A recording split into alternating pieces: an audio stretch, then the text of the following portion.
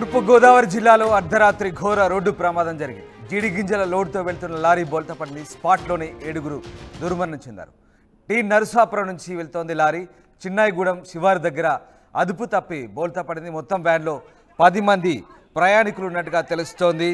ఉభయ గోదావరి జిల్లాలను అనుసంధానం చేసే హైవేపై అర్ధరాత్రి దాటిన తర్వాత మినీ లారీ బోల్తా పడడంతో 7గురు చనిపోయారు. మరో 2 తీవ్రంగా గాయపడ్డారు. ఏలూరు జిల్లా నరసాపురం మండలం బొర్రంపాలెం నుంచి జీడిపిక్కల లోడ్తో మినీ లారీ బయలుదేరింది. తూర్పుగోదావరి జిల్లా నిడదవోలు మండలం తాడిమల్ల సమీపంలో అరిపాటి దిబ్బలో చిన్నాయిగూడెం రహదారిలోని దేవరపల్లి మండలం చిలకవారి పాకల సమీపంలో మినీ లారీ అదుపు తప్పి పంట బోధలోకి దూసుకెళ్లి తిరగబడింది. ఈ ప్రమాదంలో నమిశ్రగూడెం మండలం తాడిమల్లకు చెందిన 7గురు మృతి చెందినట్టుగా తెలుస్తోంది.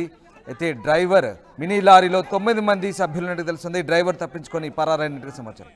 వాహనం తిరగబడిన సమయంలో జీడిపిక్కల బస్తాల కింద చిక్కుకొని 7గురు చనిపోయారు. గాయపడ్డ వారిలో ఒకరిని గుర్తించారు. మరొకరి వివరాలు తెలియాల్సింది. ఈ ప్రమాదంపై సమాచారం అందుకున్న పోలీసులు సహాయక చర్యలు చేపట్టారు. గాయపడ్డ వారిని సమీపంలోని ఆసుపత్రికి తరలించి చికిత్స అందిస్తున్నారు. ఈ ప్రమాదానికి సంబంధించి పోలీసులు పూర్తి స్థాయిలో విచారణ చేస్తున్నారు. ఇక ప్రమాదం జరిగిన సమయంలో స్థానికులు ఏమన్నారు ఒకసారి. క్యాబ్ లో పడుకున్నాను కదా, మిగిలిన వాళ్ళు పైకి ఎక్కారు. నేను లేచేవాడికి మొత్తం తిరగడిపోయి అప్పటికే పైకి వచ్చారన్న.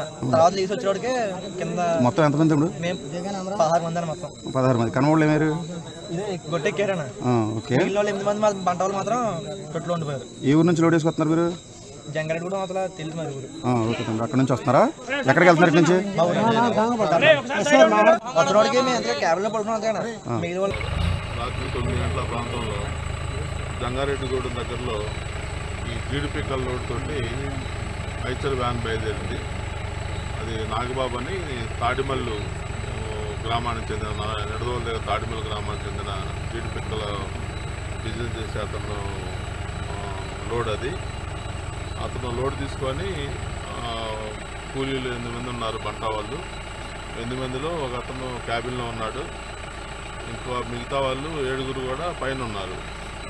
ఈ యొక్క ఏదైతే మనకి ప్లేస్ ఆఫ్ అఫెన్స్ ఉందో ఇక్కడ వచ్చేసరికి ఈ వ్యాను రోడ్డు మీద గొయ్యి ఉండటం వలన లెఫ్ట్ కొంచెం కట్ చేశాడు. కట్ చేయడంతో పక్కకు లాగి కాళ్ళలోకి వెళ్ళిపోయింది. వెళ్ళిపోయినప్పుడు పూర్తిగా తిరగబడిపోయింది. టైర్ పైకి వచ్చినాయి. దాంతో లోడ్ కింద ఉన్న 7గురు 8 మంది, మొత్తం 8 మందిలో 7గురు చనిపోయారు. ఒక అతను ఇంజూర్డ్. అతనికి పైకి ఏం దెబ్బలు కనబట్టలేదు, కానీ అవుట్ ఆఫ్ డేంజరు.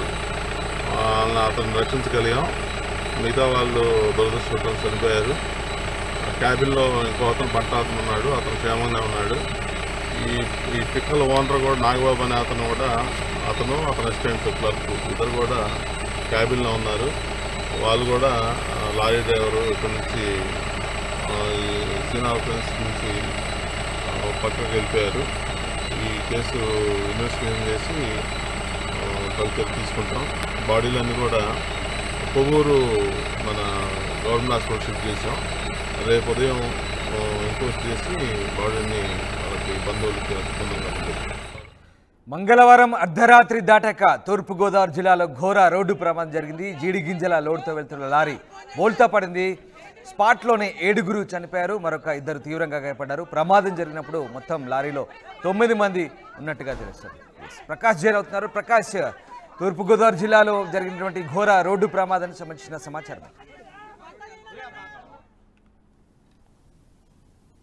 రామదాస్, ఏదైతే తూర్పుగోదావరి జిల్లా దేవరపల్లి మండలం చిన్నయ్యగూడెం శివారు చిలకవారి పాలెం వద్ద అయితే దారుణమైన రోడ్డు ప్రమాదం అయితే సంభవించింది. ఇక ప్రమాదంలో అంటే మినీ వ్యాన్ తో దాదాపుగా 200 పైగా బస్తాలు ఉంటే మినీ వ్యాన్ లో ఉన్నాయి. మినీ వ్యాన్ లో జీడిపిక్కల వ్యాన్. జీడిపిక్కలు అంటే అక్కడ జీడిపిక్కల ఫ్యాక్టరీకి ప్రాసెస్ నిమిత్తం కూడా ఈ అన్ని బస్తాలు రాత్రి సమయంలో కూడా పట్టుకుని వెళ్తున్నారు.